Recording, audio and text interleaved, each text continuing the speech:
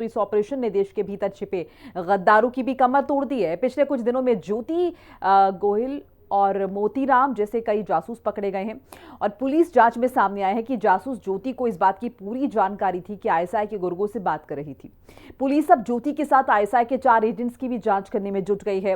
इस बीच गुजरात में पाकिस्तान को खुफिया जानकारी देने वाली शख्स सहदेव सिंह गोहिल से एंटी टेररिस्ट स्क्वाड यानी कि एटीएस की पूछताछ में भी कई खुलासे हुए हैं। जांच में पता चला है कि गोहिल ने गुजरात के सैन्य इंफ्रास्ट्रक्चर के photo video Google map Pakistan को भेजे थे। देखिए हिंदी खबर की ये स्पेशल रिपोर्ट।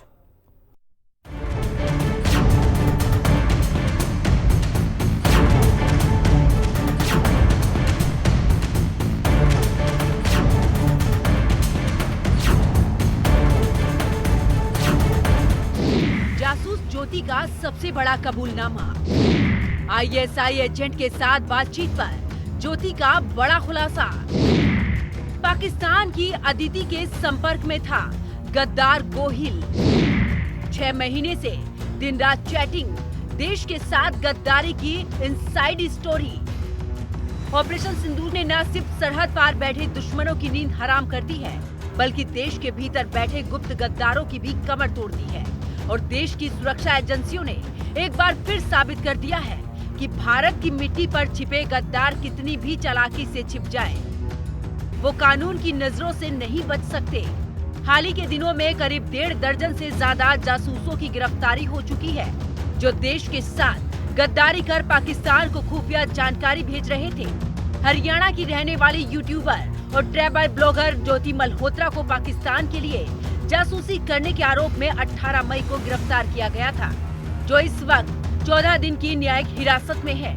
पुलिस जांच में सामने आया है कि ज्योति को इस बात की पूरी जानकारी थी कि वो जिन लोगों से संपर्क में थी वो पाकिस्तान की खुफिया एजेंसी आईएसआई के अधिकारी हैं। जांच से पता चला है कि ज्योति मल्होत्रा को इसकी पूरी जानकारी थी कि वो आईएसआई के गुर्गों से बात कर रही थी। इसके बावजूद उसने संबंध बनाए रखने का फैसला किया। जासूस ज्योति मल्होत्रा का 4 पाकिस्तानी खुफिया एजेंटों के साथ सीधा संवाद था। आईएसआई एजेंट दानिश से दिल्ली में पाकिस्तान उच्चायोग की यात्रा के दौरान ज्योति मिली थी। इस दौरान ज्योति की मुलाकात आईएसआई एजेंट एहसान और शाहिद से भी हुई थी। ज्योति के 3 मोबाइल और लैपटॉप को सीज करने के बाद लगातार उनकी फोरेंसिक जांच की जा रही है, जिससे जांच एजेंसी को 12 टीबी का डेटा भी मिला है। इसमें ज्योति के कई राज सामने आए हैं। डिजिटल सबूतों से ये साफ हो गया है कि ज्योति किसी ग्रुप चैट में नहीं, बल्कि केवल 1-on-1 बातचीत में शामिल थी। ऐसे में पाकिस्तान के 4 खुफिया एजेंट्स को लेकर हिसार पुलिस और खुफिया एजेंसियों ने जांच शुरू की है। गुप्त सूत्रों के मुताबिक ये सभी पाकिस्तानी खुफिया एजेंट्स यूट्यूबर ज्योति मल्होत्रा के संपर्क में थे। सभी ज्योति मल्होत्रा से 1-to-1 बात कर रहे थे। इस बात का पता लगाने की कोशिश की जा रही है कि ये एजेंट्स पाकिस्तानी सेना में आखिर किस रैंक के अधिकारी हैं। ये एजेंट्स आईएसआई के अधिकारी भी हो सकते हैं। जब आपने ये इस प्रकार की मिलिट्री फोटोग्राफ्स जाके दुश्मन को जाके भेज दी हैं, तो वो पिन पॉइंट प्रिसिशन हो सकती है उनकी लोकेशंस। एक तो क्योंकि बहुत ज्यादा टारगेट्स है भारत में, तो उनको पता लग जाता है कि ठीक है ये जो टारगेट है इसमें ये सामान है और ये टारगेट जो है ये किसी और चीज को जाहिर करती है। तो जहां तक दुश्मन है उनकी टारगेटिंग के लिए उनकी नॉलेज बढ़ जाती है और जो वो टारगेट करना चाहते हैं फिर वो चॉइस अपने चॉइस और अपनी जरूरत के मुताबिक टारगेट कर सकते हैं। तो ये ऑब्वियसली ये लोकेशन है, इसीलिए इनको सीक्रेट रखा जाता है। सिक्योरिटी बेशक ये टॉप लेवल सिक्योरिटी नहीं है, इतने ये उतनी चीज नहीं है, लेकिन हर एक मिलिट्री इंस्टॉलेशन भारत के लिए वो सिक्योरिटी का इशू है और इसकी सुरक्षा रखना मैं समझता हूँ सब हर एक भारतवासियों का काम है। पाकिस्तानी खुफिया एजेंसी आईएसआई के लिए जासूसी करने वाली ज्योति मल्होत्रा पाकिस्तान में भारी सुरक्षा के बीच घूमती थी, जिसमें AK-47 से लैस एस्कॉर्ट भी शामिल थे। ऐसे में पुलिस इसको लेकर भी जांच चल रही है। आखिर ज्योति मल्होत्रा को पाकिस्तान में वीआईपी ट्रीटमेंट क्यों मिला और उसकी सुरक्षा में AK-47 लेकर सुरक्षा कर्मी किसके इशारे पर घूम रहे थे? दरअसल स्कॉटिश यूट्यूबर कैलम मिल, जो कैलम अब्रोड चैनल चलाते हैं, उनके द्वारा पोस्ट किए गए वीडियो में उन्हें लाहौर के अनारकली बाजार में कम से कम 6 हथियारबंद लोगों से घिरा हुआ दिखाया गया है। फुटेज में वो कैलम के साथ कुछ देर के लिए बातचीत करती है, जिन्होंने बाद में उन्हें मिली सुरक्षा के स्तर पर आश्चर्य व्यक्त किया। इस तरह के कई और वीडियो भी सामने आ चुके हैं, जिसमें ज्योति मल्होत्रा पाकिस्तान में हर उस जगह बेखौफ घूम रही थी जहां कोई आम आदमी नहीं जा सकता। हालांकि इन सब के बावजूद ज्योति मल्होत्रा से मिलने के लिए जब उनके पिता हरीश मल्होत्रा मंगलवार को हिसार सेंट्रल जेल 2 में पहुंचे, तो जासूस ज्योति ने कहा कि वो जल्द ही बाहर आ जाएगी। जेल में ज्योति ने अपने पिता से कहा, आप चिंता न करें, मैं जल्द बाहर आ जाऊंगी। मैंने कोई गैर कानूनी काम नहीं किया है। पुलिस ने ज्योति को 18 मई को गिरफ्तार कर 5 दिन के रिमांड पर लिया था। इसके बाद 23 मई को फिर से अदालत में पेश कर 4 दिन के रिमांड पर लिया था। 26 मई को अदालत ने उसे न्यायिक हिरासत में भेजा था। जिस तरह से पाकिस्तान की खुफिया एजेंसी ISI और पाकिस्तान एम्बेसी में बैठे हैंडलर दानिश ने मशहूर ब्लॉगर ज्योति मल्होत्रा को अपना जासूस बनाने में कामयाबी हासिल की है, तो इससे साफ होता है कि किस तरह से इन लोगों ने भारत में कई और आम लोगों को भी पाकिस्तानी वीजा दिलाने और पैसों का लालच देकर अपने जासूसी नेटवर्क को मजबूती से खड़ा करने का काम किया है। अगर वो संपर्क में नहीं रहेगी तो अपना काम कैसे करेगी? तो ये तो अभी पता लग गया है कि इनके साथ संपर्क में है, और जो पाकिस्तान में है उनके बारे में तो हम कुछ खास नहीं कर सकते हैं, लेकिन जो भारत में है जिनके साथ वो संपर्क कर रही थी, मुझे लगता है उनको पकड़ना बहुत ज़रूरी है और उनको भी उसी प्रकार से चार्जशीट करके जेल में भेजने की आवश्यकता है। ऑपरेशन सिंदूर के बाद से ज्योति मल्होत्रा जैसे गद्दारों पर लगातार स्ट्राइक जारी है और गुजरात में पाकिस्तान को खुफिया जानकारी देने वाले शख्स सहदेव सिंह गोहिल से एंटी टेररिस्ट स्क्वाड यानी कि ATS की पूछताछ में भी कई नए खुलासे हुए हैं। जांच में पता चला है कि गोहिल ने गुजरात के सैन्य इंफ्रास्ट्रक्चर के वीडियो, फोटोज और गूगल मैप पाकिस्तान को भेजे थे। ATS के मुताबिक जून 2023 में एक महिला ने खुद को अदिति भारद्वाज बताकर गोहिल से व्हाट्सएप पर संपर्क किया था। दिसंबर 2024 से गोहिल अदिति के बीच में लगातार बातचीत हो रही थी। पाकिस्तानी एजेंट अदिति को गोहिल रेगुलर डिफेंस बिल्डिंग की फोटोज, वीडियोस भेज रहा था। बताया जा रहा है कि गोहिल को पहली बार संवेदनशील सूचनाएं भेजने पर 40,000 रुपए कैश मिले थे। गोहिल से कच्छ में सैन्य इंफ्रास्ट्रक्चर की वीडियो और फोटोज मंगाई गई थी। इंफ्रास्ट्रक्चर के पास के गूगल मैप की डिटेल भी मांगी गई थी। भुज और नलिया एयरबेस की फोटोज और वीडियोस भी मंगवाई गई थी। कच्छ के तटीय इलाकों की नेवी की फोटो और वीडियो मंगाई गई थी। उस दौरान हमको ये पता चला कि 2023 जून जुलाई उस दौरान अदिति भारद्वाज करके एक नाम की लड़की व्हाट्सएप माध्यम से सहदेव सिंह गोहिल को संपर्क में आया था। बातचीत बढ़ी है। उसके बाद उन दोनों की बातों में ये पता चला, उन्होंने क्लियर किया, इसको कॉन्फिडेंस में लेके इसको पता चला कि पाकिस्तानी एजेंट थी।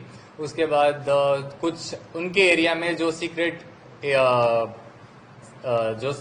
क्या बोलते हैं BSF एंड इंडियन नेवी का जो भी गुप्त कंस्ट्रक्शंस है और under construction as well as जो न्यूली कंस्ट्रक्टेड एरियाज है उसका फोटोज और वीडियोस मांगी थी। उसके दौरान 2023 जुलाई एंड 2023 एंड से इसने उस व्हाट्सएप माध्यम से उसका videos as well as photos उसको शेयर करना शुरू किया था।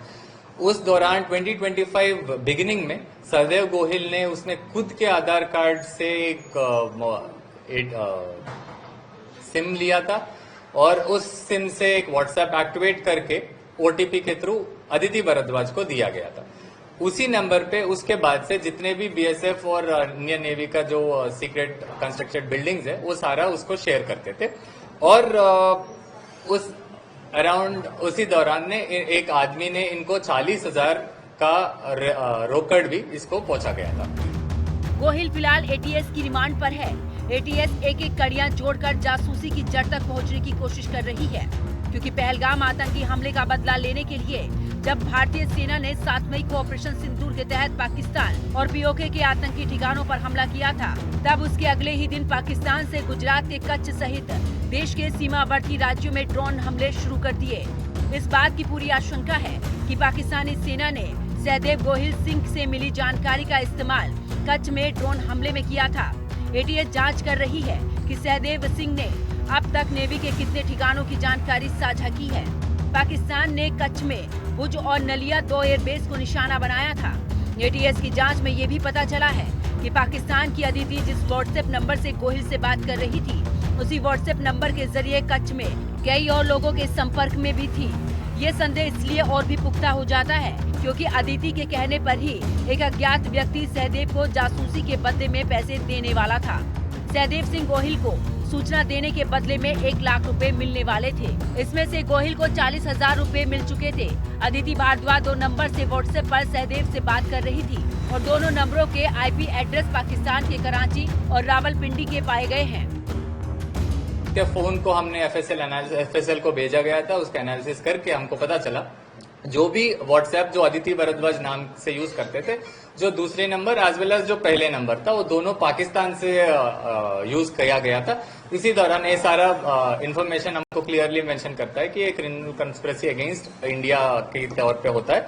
तो इसके विरुद्ध में हमने सेक्शन इसके और अदिति भारद्वाज जो पाकिस्तान PIO है, तो उसके विरुद्ध में हमने section 61 as well as section 148 Bharatiya न्याय संहिता के दौरान उसको अगेंस्ट केस दाखिल किया है करके सहदेव सिंह दीपूबा गोहिल को अरेस्ट किया गया। पोरबंदर में भी ऐसा केस हुआ था, सिमिलर मॉडस ऑपरेंडी है। उसी तरह से हमने बता रहा था, इनके पास एक डेटाबेस होता है जो भी वल्नरेबल मिलते हैं और ये हमारे हिसाब से ऐसा है वो बहुत रैम्पेंटली ट्राई करते हैं कि बहुत सारे लोग को ट्राई करें। उसमें से कुछ लोग ट्राई करते हैं, पर वो जो लड़की पहली थी और ये लड़की है, क्योंकि उन्होंने नंबर्स बहुत चेंज करते रहते हैं, तो एग्जैक्ट सेम है कि नहीं वो सारे इन्वेस्टिगेशन की बात है।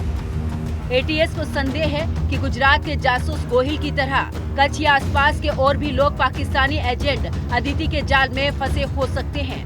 पहले भी जासूसी से जुड़े कई जांचों में पता चला है कि पाकिस्तानी खुफिया एजेंसी डेटा प्राप्त करने के लिए सिर्फ एक जासूस पर भरोसा नहीं करती, वो एक ही काम के लिए कई लोगों को काम पर लगाती है और ये प्रोसेस महीने से लेकर सालों तक चलता है।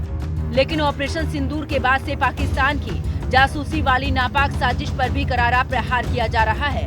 पाकिस्तान को खुफिया जानकारी देने के आरोप में गिरफ्तार CRPF जवान मोतीराम जाट को लेकर भी लगातार नए खुलासे हो रहे हैं। सूत्रों के मुताबिक मोतीराम जाट की तैनाती पहलगाम में थी, जहां 22 अप्रैल को आतंकी हमला हुआ था।